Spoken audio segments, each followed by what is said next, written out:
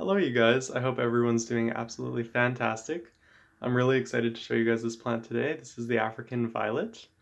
I really wanted to do a video on this because it's just such a common houseplant. It's really widely sold all around the world. It's very commercially valuable and it has so many different forms and textures and hybrids and colorations and bloom structures that I just really wanted to make a video on this. Yeah, so this here, I don't even know where to start. This plant has so much history. I'll try to go into a little bit more of the history of how this ended up in pretty much every home in North America, because it's just such a common plant. So it's in the family Gesnariaceae, which is a family of really short herbaceous perennial plants that have radially emerging leaves. Usually they're glossy, waxy, or feathery or felty. So this over here is Saintpaulia ionantha. Ionantha is the old Greek word, or sorry, the old Latin word for velvet-like or foamy surface, I believe was another synonym for that, but that's where it gets its name. It's named Saintpaulia after this really interesting political figure back in Africa. So this plant here is native to the Kilimanjaro area, which is it's just this really beautiful biome that's just this thin line of territory between modern day Tanzania and Kenya. So basically the Germans had a colony in Africa in the late 18th century, I want to say, maybe a little bit later, called German East Africa. So this over here was basically the area around Lake Tangyanika and an area in northern modern day Tanzania. So what happened was this guy, Baron Walter Von SaintPaul was his name, sorry. I'm not going off of notes, so I gotta remember a lot of stuff. He was traveling through Tanga, which is right on the northern coast of Tanzania between Kenya and Tanzania, and he saw this really inconspicuous little plant growing on a little mountainside. He saw that it had this really interesting floral quality to it. It was just a really symmetrical, aesthetically appealing plant. And he decided to bring it back home to Hamburg in Germany.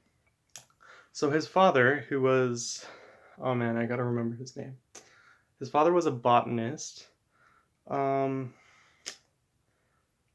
it was Harman Wendland, I believe was his name. Basically cross-hybridized this plant and made it more desirable upon the plant community there, and then they came up with two hybrid plants.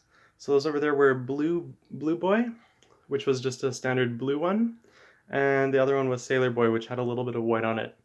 So this here became mass produced all over Europe, and because people really like the panicle style blooms here, and they really loved how easy this plant was to cultivate indoors, and it's just really felty appearance, so it became more commercially produced.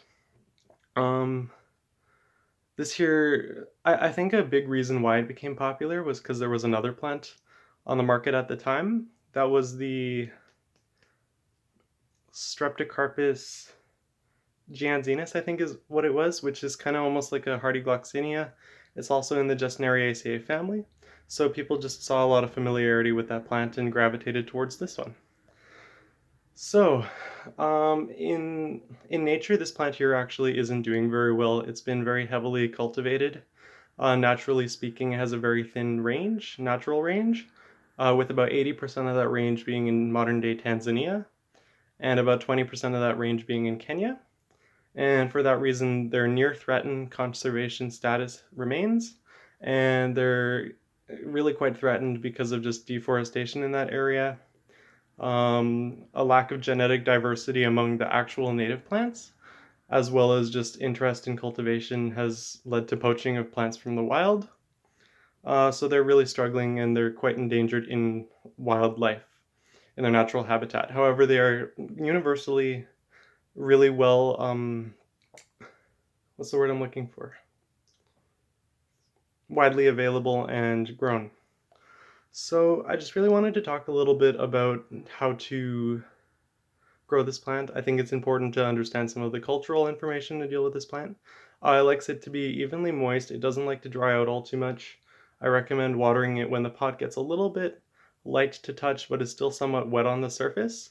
So for me, that's about twice a week in the summer, about once a week, sometimes twice a week in the winter season when everyone starts to crank up their heating inside the houses, and then it gets a little bit dry and stuffy. If you want to get this here to bloom all year round, I just recommend putting it in light diffused light, so not something that's too intense, but still quite bright indirect light. This is a very easy plant to propagate. You can simply just remove one of the leaves right from the base. You should hear a little bit of a snap sound when you remove it, and you can root that directly into any growing media. You can root it into water as well. It doesn't really require any supplemental feeding. It's just a very easy way to propagate it, and you'll get little tiny pups or a little ray of newly developing leaves right at the base of the shoot where you cut that. You can divide it too. They often have little subsets. I don't see any here right now, but if you grow these for a couple of years, they're almost certainly going to get little offshoots and stuff that you can divide off. It likes warmer temperatures, relatively high humidity. Recommend keeping this in an area that's approximately 18 to 21 degrees Celsius consistently. And I recommend also putting them outdoors in the summer. I put these outdoors in my backyard on a little windowsill in the summer, and I overwinter them, and then I overwinter them indoors, and they end up blooming for me. Yeah, so that's kind of all I want to say about this plant. It just has a lot of history. It's been extremely mass-produced. This really came into prominence in the early 1900s, and it's just been everywhere. My grandpa has one of these that has probably been going since about 1960. Yeah, about 1960 when my dad was born, just before then. That's still blooming to this day. So these are very, very long-lived plants. If you take good care of them, they can live well over 50 years. Um, yeah, so that's kind of all I wanted to say about this. It comes in many different colors, comes in many different forms. There's variegated varieties. There's dwarf varieties. I noticed that the dwarf varieties tend to not be as long-lived, and they tend to require a little bit more light. This is more of an understory plant. It likes slightly acidic soils, doesn't like to be too pot-bound. And if it gets, they have like this thing called like a neck. This one I just purchased a little while ago, so it doesn't have it. But if they start to get a little bit tall and etiolated and start to form a crook or a neck or a long stem, you can simply cut that down to right where the leaves emerge, because the leaves all emerge from the similar point right at the end of that stick. And then you can resubmerge and just bury that into a new growing media, and then you have a fresh looking African violet. And you can also just regrow the stem that you left over and regenerate a new African violet that way. So yeah, I don't think these really come true to seed. They have 5 petals per flower. Most of the time they have 3 larger petals. They're kind of almost star-shaped. A lot of the bloom forms and colors are in the cool spectrum, so you'll get a lot of purple, you'll get a lot of white, and a lot of blue.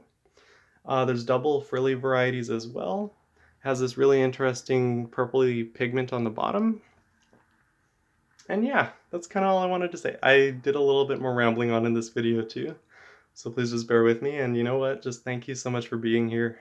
Thank you so much for the support. Love you guys. I hope you guys have a wonderful day. And I hope you guys learned something about the history of this plant.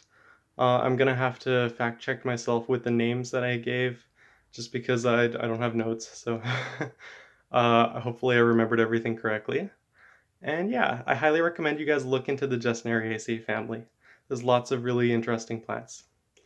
So have a good day, stay blessed, be healthy, and be kind. See you later.